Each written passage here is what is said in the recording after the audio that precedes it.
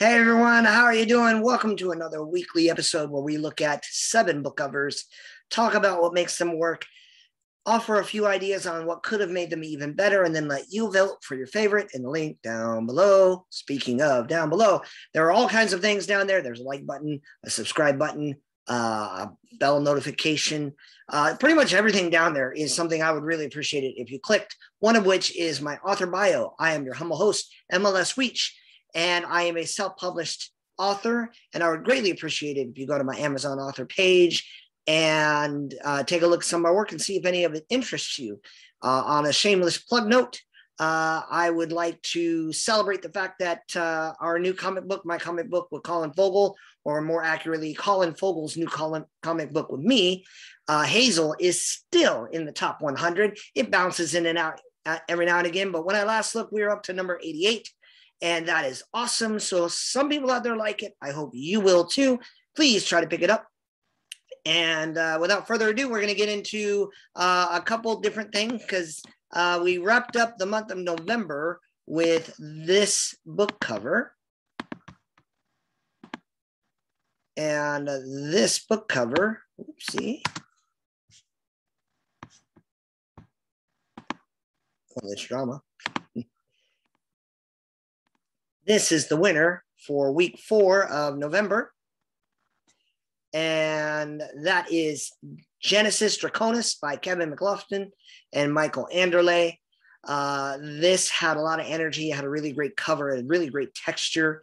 It's a fantastic image. And that means we have our 4 covers for the month of November, which means down in the link below is the Google form poll for the November book cover of the month. So we picked 4 covers. We got them all into this one tournament, more or less, and the winner will take all, and you can vote for the best book cover throughout the entire month of November, and that's composed of all the winners for the previous weeks. We've been building to this, and now we can start working on the book covers for December. And the first cover we're going to talk about, I just get to where I'm trying to get to, is The Fall of Babel by Josiah Bancroft. Fall of Babel by Josiah Bancroft. This has a real classic feel to me.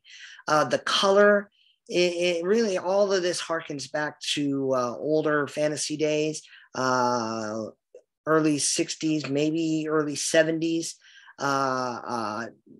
Pretty classic manual art. The colors and text styles are very unique. They did an interesting thing with the text where they skewed it and brought some of it down to give it a little bit of depth, a little bit of scope. And that is always interesting when they do things with text and layering to make a 2-dimensional thing look 3-dimensional. And that is fantastic.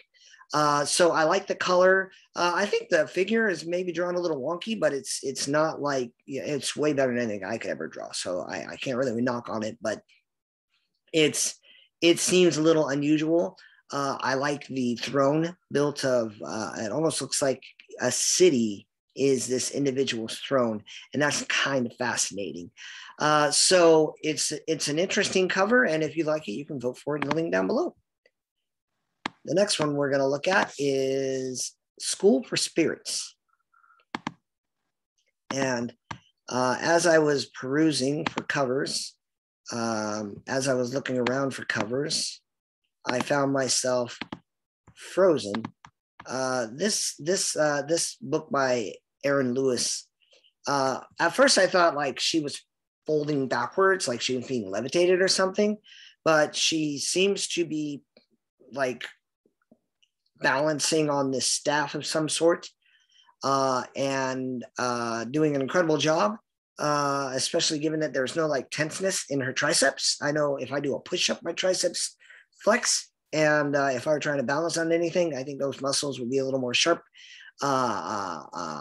unless, it's, I mean, obviously it's a fantasy novel, so that might be a little weird. So what stopped me was just the detail in the flowing hair and the flowing gown and how everything, her body creates a half circle And when it joins with the text, it creates a complete circle in a manner of speaking. At the very least, it creates this arc. or this arch. And that arch keeps the eye circling around and around. That blue is a brilliant color. The background is clean. It doesn't add a lot to it, but it doesn't distract, so it works. The font, it works. It's legible. It's there. So other than the interest I have in the way the muscles were rendered, that's like my only knock on this, which means it's a pretty darn good cover if I don't have a lot of complaints. All right, the next one we're going to look at is World's Edge by David Hare. When I bring this up, you'll notice this is probably the busiest cover I've chosen in a while. That might not be true, but there's a lot going on here. You have this castle in the sky. You have this figure in red. You have these draconic beasts. And it all kind of works together. The texture is nice. The art is nice.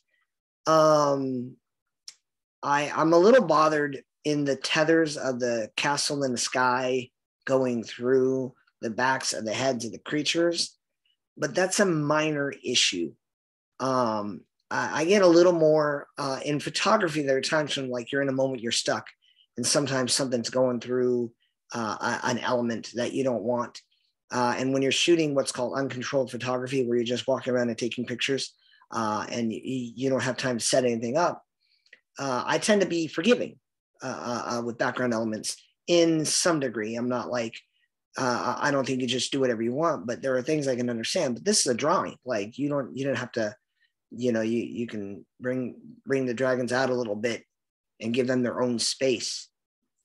So that one element isn't overlapping another element.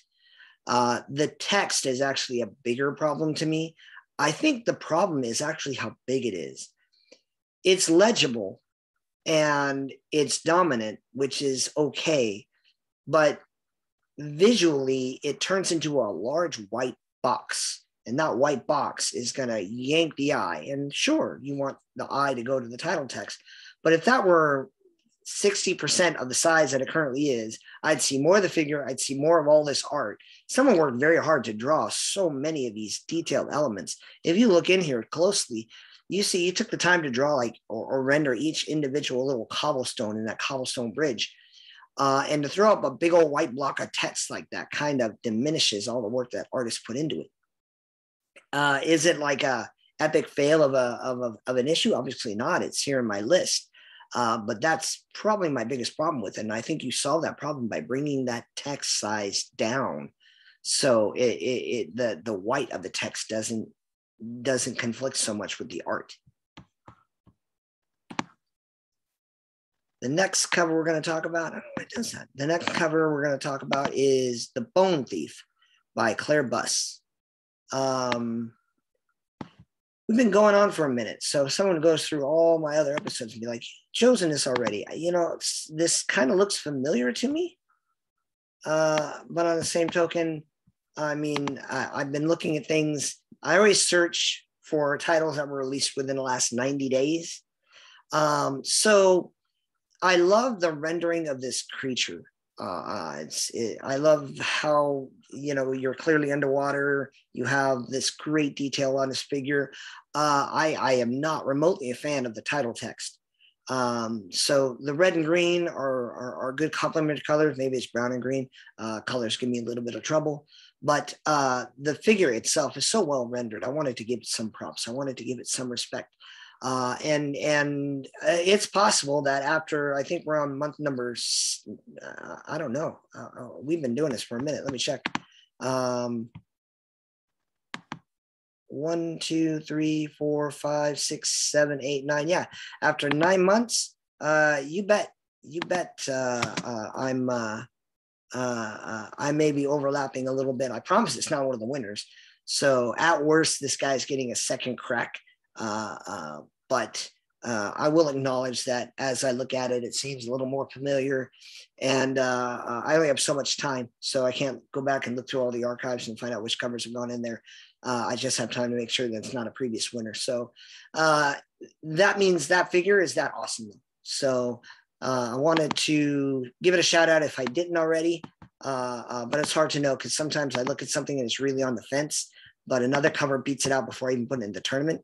And sometimes, I just don't remember I've already produced one, but I've been doing this for a lot of weeks now. So we'll see how this works. This one is Beasts of Sonora by Sean C. Butler. This just really, I'm kind of amused at how the figure is falling into the sky, but they made it look like the depths of the ocean. This very clearly is some sort of landscape, and she's literally falling into the sky where this tentacle beast is waiting. Nice color, nice silhouette. I am a sucker for silhouettes. I will acknowledge this. A simple text pattern, legible font choice. So while it's nothing incredibly detailed or unique in and of itself, it's still solid design with, well executed fundamentals. And that doesn't get enough credit in this day and age. A cover with all the bells and whistles may have a lot of interesting things to look at, but it might not be designed well. The next cover we're going to look at is by Jocelyn Drake. It is Breath of Life, and it is right exactly here. This is a simple text-based cover. Sure, you have this little sword.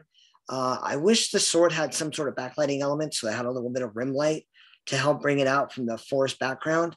Nice choice having the weaves interact and go around the letters to create some depth. The font choice is wise for a title text-driven book cover. And obviously, this individual is a New York Times bestselling author, so they can hire some really, really smart people. It is a good cover. I like the idea of it, the sword hidden in the forest. But I would like a little bit of backlight on that thing so that it has a little more separation than it currently does.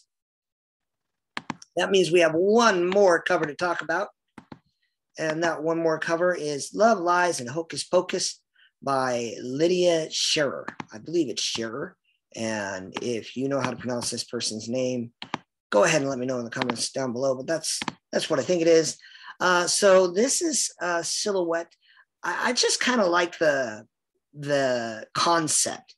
You're using black and white and only black and white to render these figures, and that's way harder than it looks.